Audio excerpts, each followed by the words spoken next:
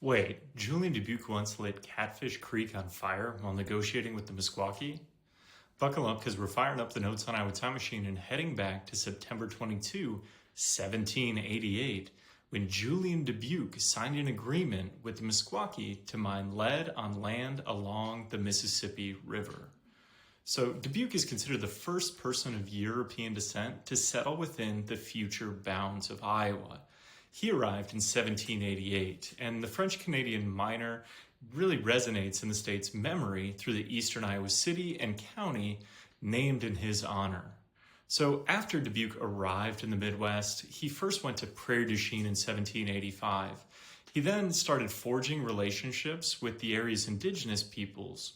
Through ties with the Meskwaki, especially different leaders, including Aquoka, Dubuque officially registered an agreement on September 22, 1788, to mine lead in the vicinity of the Meskwaki villages on Catfish Creek, where the tribe was already mining lead. Utilizing the Meskwaki's knowledge of the area to prospect new mines, while also relying predominantly on imported Canadian laborers, Dubuque's lead mining operation thrived.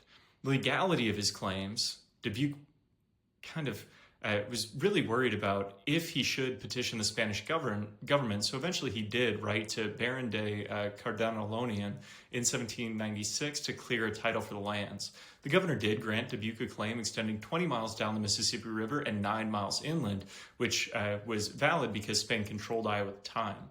Dubuque often used deceit and trickery with the Meskwaki and other indigenous peoples while he was seeking to meet his goals, and a local legend suggests he once lit Catfish Creek on fire when the Meskwaki failed to meet one of his demands. According to the story passed down through local lore, Dubuque's men headed up the creek and emptied a barrel of oil or turpentine into the water. When the flammable substance reached the village site, Dubuque set the creek on fire. As the blaze engulfed the waters, the local inhabitants, the Meskwaki, watched in terror before agreeing to Dubuque's demands. Officially chartered in the unorganized territory of the United States in 1833, the settlement of Dubuque predates the formation of the Iowa Territory, which came about in 1838. Although the lead deposits ran out during the early American era, the city developed as an industrial center for timber, boat building, brewing, and even the railway industry during Iowa's early era.